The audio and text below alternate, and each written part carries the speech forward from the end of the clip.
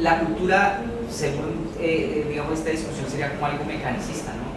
Cada uno de estos elementos son como los engranajes que hacen parte de la cultura y se convierte ya esto en algo mecánico que el capital no necesita estar ahí la mano invisible diciendo no, pues ya funcionamos, ¿cierto? Ya funcionamos en ese sistema.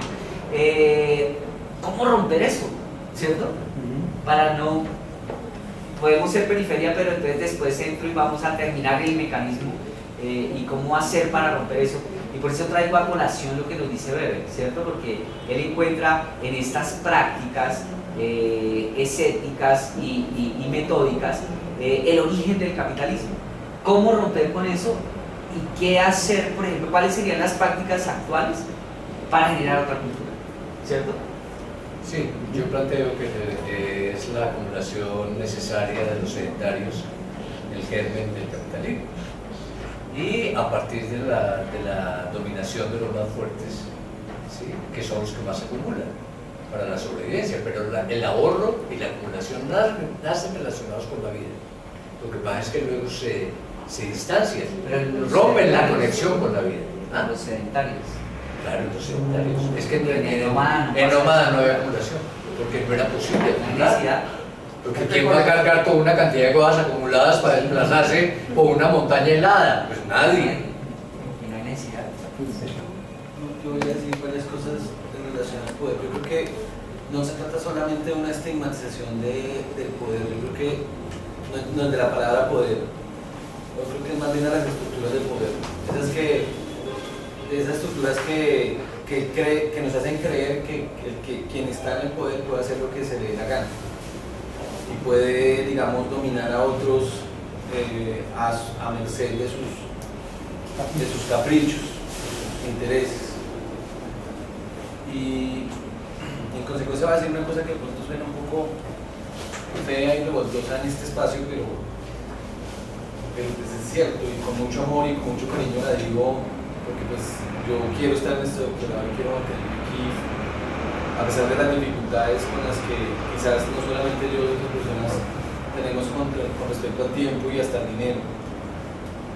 Pero, digamos, creo que hago un esfuerzo grande de estar aquí desde las 9 de la mañana hasta la 1 de la tarde y dejar de hacer dos cosas. Y yo invito no solamente a mis compañeros, sino pues a través de ustedes que están aquí como profesores, pues a que pues, respetemos ese tiempo, ¿no? Porque creo que cuando se pone más deliciosa la charla, que sea en este espacio donde todos podemos participar a propósito de lo que dice el otro, de controvertir o afirmar o a unirse a lo que dice el otro, pues sí me cuesta un poco ver que se va la gente, ¿sí?, incluyendo profesores y estudiantes. Creo que es como una especie de acuerdo en el que llegamos cuando nos escribimos de que esto iba a ser de las 9 de la 1. Pues ojalá siga siendo, o sea, pienso que por respeto a unos acuerdos y por respeto, digamos, una voz que es la voz de nosotros también como estudiantes, ¿sí? Pues a propósito de estos temas del poder, me parece que yo no niego la autoridad de una persona simplemente cuando esa persona demuestra que tiene una coherencia con un discurso, ¿sí? O sea, me parece bien. No reniego la autoridad de una persona cuando contribuye, colabora, cuando trabaja, me parece bien, pero no solamente cuando se para en la posición de coordino y me voy. Eso es una observación respetuosa pero directa, ¿sí?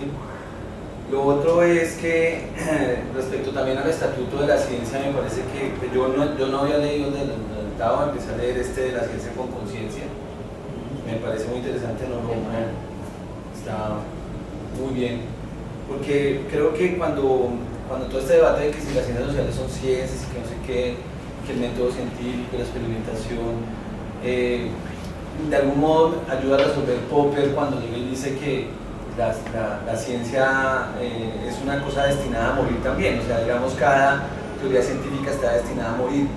Yo siento, y es una discusión que me he hecho con la principal persona que tengo para hablar de esas cosas, que es mi compañera, que de las pretendidas ciencias sociales se han creado dogmas incluso muy parecidos a los de la fe, ¿sí?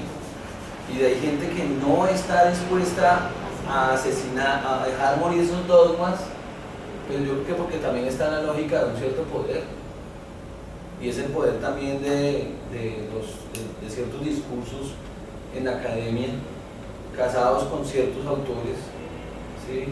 Con ciertos ismos, y obviamente no están dispuestos a ceder allí a sus ismos, porque también son fuentes de poder. Yo creo que, digamos, si nos atenemos a no va a ser un popperismo ahora, sí, tampoco, pero más bien no es porque sea popper, sino es una idea de también ver que estas ciencias sociales, o lo que advierte un poco con su discurso, es que hay unos discursos que pueden ir muriendo, dejémoslos morir, como el discurso también del capitalismo, pues dejémoslo morir, no lo asesinemos, sí, porque el tema no es asesinar, él lo dejamos morir, o sea, por ejemplo, como decir, no necesitamos el capitalismo es porque cada vez necesitamos menos, ¿sí me van a entender? O sea, como que no necesito ciertas cosas para ser feliz y me doy cuenta de que no necesito ir a un McDonald's, no necesito la tablet, el computador y cambiar el celular a cada rato, sino que necesito ciertas cosas muy básicas como comunicarme o como divertirme, pero la diversión mía no está supeditada a un cierto tipo de diversión que el mercado me impone, ¿sí? Que mi conocimiento no está supeditado a una cierta institución que me avala, más o menos en el tema de la nota, por ejemplo, o una institución que dice universidad, usted sabe, ¿sí? Entonces yo lo certifico, usted que sabe. Ahorita con todo esto del tema de la paz han surgido pues, memes muy interesantes, pero yo pensé que era un meme y es real, que hay una iglesia por allá en Cartagena que le dice que le da el certificado a usted de que le quita el demonio del fútbol, por ejemplo, o que le quita el demonio, ¿qué fue el otro? Y le cobran a uno por quitarle el demonio del fútbol, que es un demonio que lo pone a pelear uno con otro, y le da el certificado, o sea, le certifica, o sea, llegar a certificar hasta eso, le quita un mal espíritu, ¿sí? Entonces, digamos, es la o sea, de una forma de tribalización, de banalización de lo espiritual, porque hay alguien que te dice que es una cierta espiritualidad, entonces te bautizo, te quito el demonio, te hago el exorcismo, yo sé cómo es eso, ¿sí? Entonces, y te declaro sano, ¿sí? Y te declaro también educado, te declaro... pues estoy en doctorado, pero también te declaro doctor, te declaro profesional, ¿sí? Entonces, por ejemplo, ahorita fue muy chévere, ayer una casualidad que le contaba de pronto al profesor ahora, Juan Carlos Solar, contaba ahora que casualmente iba por este libro a renovar el préstamo allá en el San Arango y bajaba y me encontré con una iniciativa que se llamaba Clase a la Calle.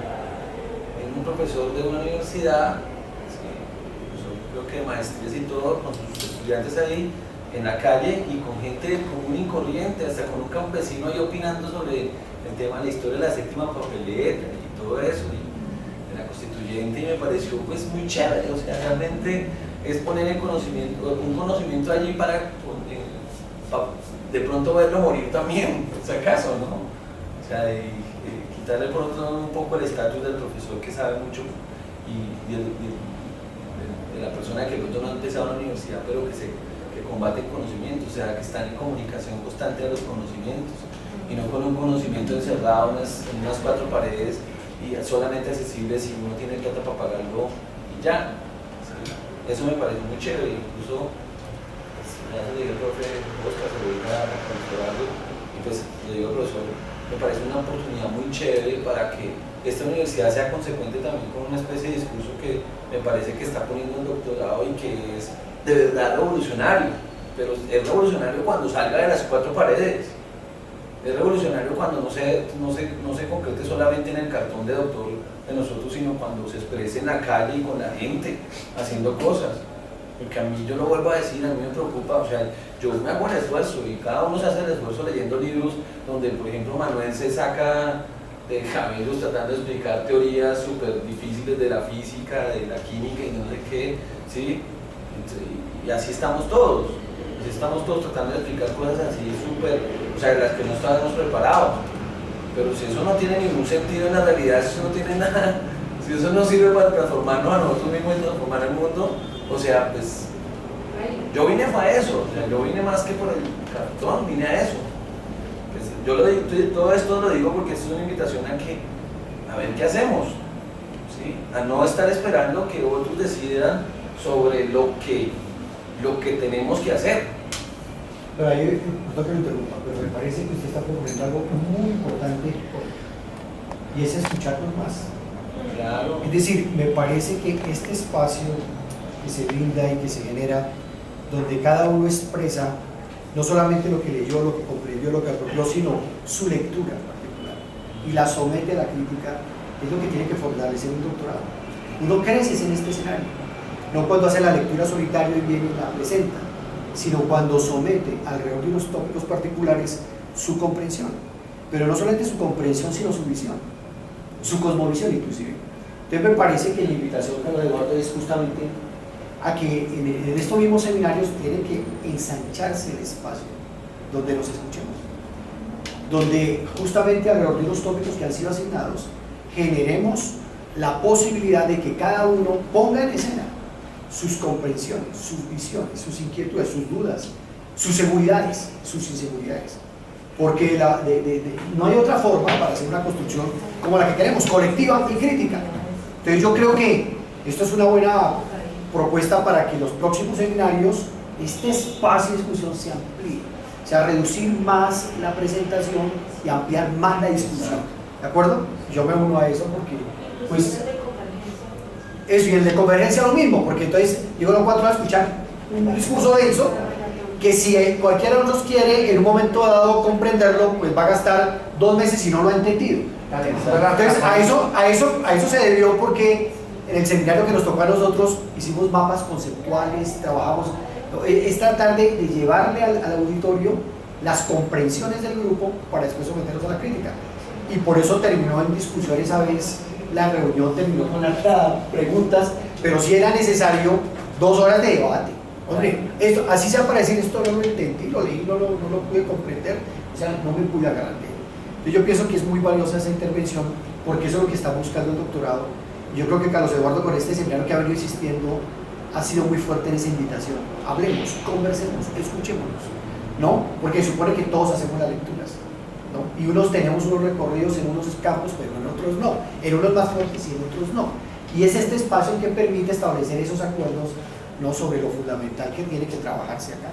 Pero esos espacios, por ejemplo, hicieron una lectura, a mí me parece interesante, digamos que en el seminario de convergencia, el primero que tuvo el profesor Carlos Eduardo, claro, uno venía de nosotros que habían sido supremamente magistrales y me pareció formidable porque más de uno nos sentíamos como más liberados de poder decir, bueno, puedo errar porque pareciera que, y lo siento, yo es una cosa que tengo muy personal, entonces, o sea, compartido o no, que a uno le da pánico errar, y entonces el pánico de errar a veces uno mismo se enreda en lo que va a decir porque le da susto de pronto porque es que, uy, ya estoy haciendo un doctorado, entonces, ¿qué van a decir los compañeros? ¿Qué van a pensar los profesores? Esta no es digna de ser parte de la cofradía porque se vuelve un grupo selecto, se vuelve casi como una comunidad eclesiástica, ¿sí? Entonces creo que esa ruptura fue interesante porque ya uno empezaba a atar caos y inclusive cuando presentaban el mapa, lo mismo con el profesor, el texto del profesor era más difícil de agarrar todavía.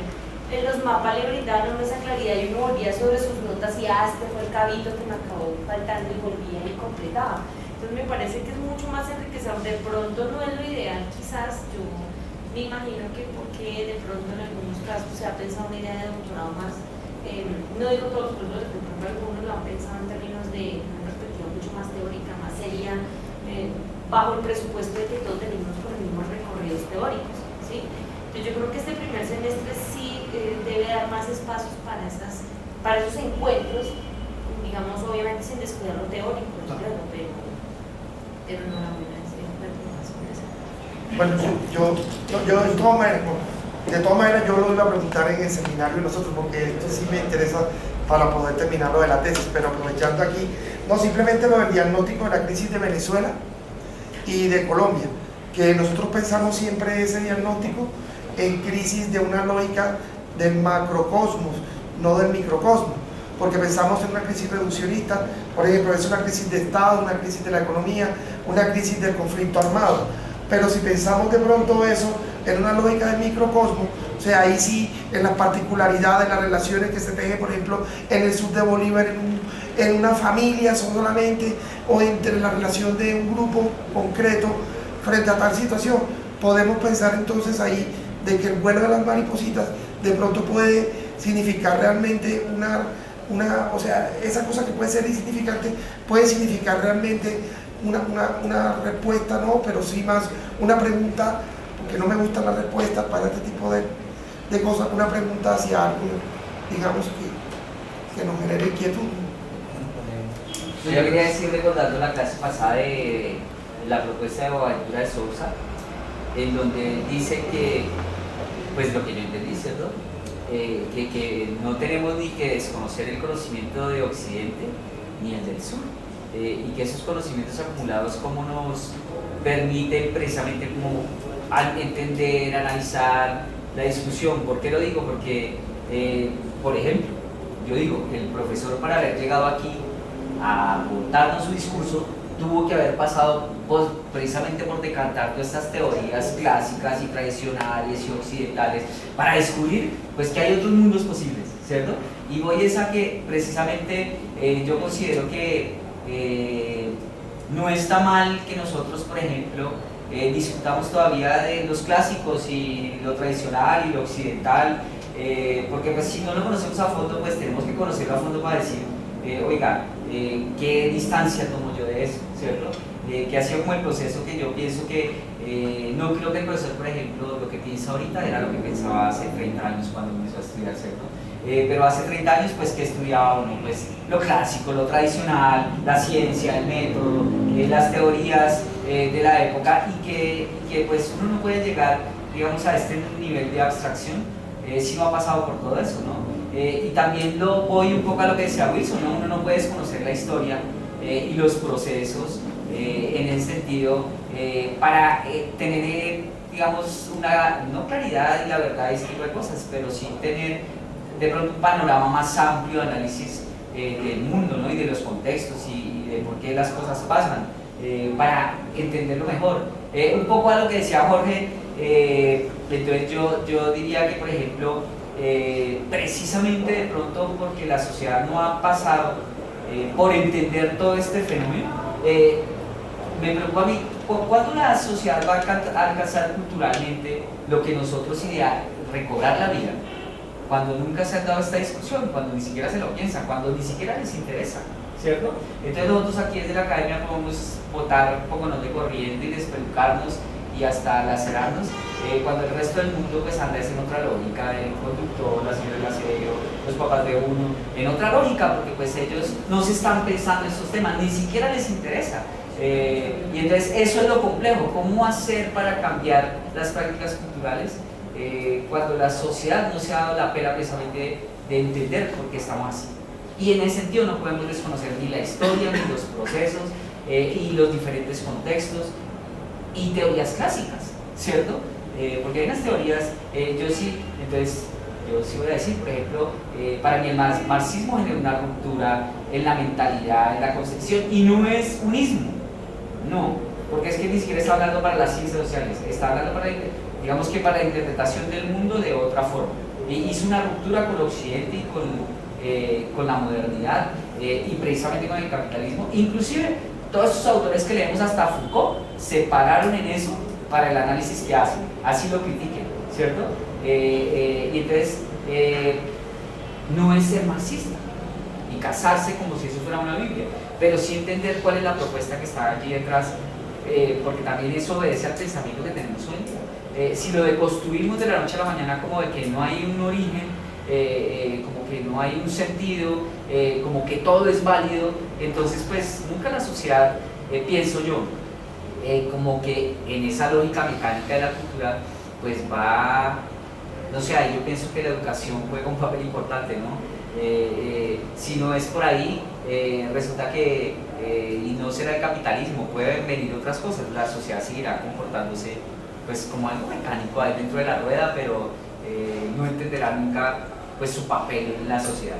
Y eso es lo preocupante, ¿no? Porque entonces, ¿qué sentido? A mí, más allá de lo que la preocupación que tiene Jorge, es bueno, ¿qué sentido tiene estudiar todo esto? Si eso se va a caer en un libro, si se va a caer en nosotros, en discusiones académicas, pero no vamos a, el discurso de ayer, ¿no? Reflexión, acción, acción, ¿dónde está la acción? Marx decía, no podemos quedarnos contemplando el mundo, hay que transformarlo. Y entonces resulta que, pero ¿cómo lo vamos a transformar si también, qué es lo que estamos planteando? ¿Cómo lo vamos a transformar? Pues va a seguir siendo la misma rueda. Pues no, esas son parte de mis preocupaciones también, ¿no? Como qué sentido tiene discutir todo esto. Si yo salgo ahorita a la calle y el taxista me echa el carro, y ya, ahí se acabó su discurso, ¿cierto? ¿Cómo transformar ahí culturalmente?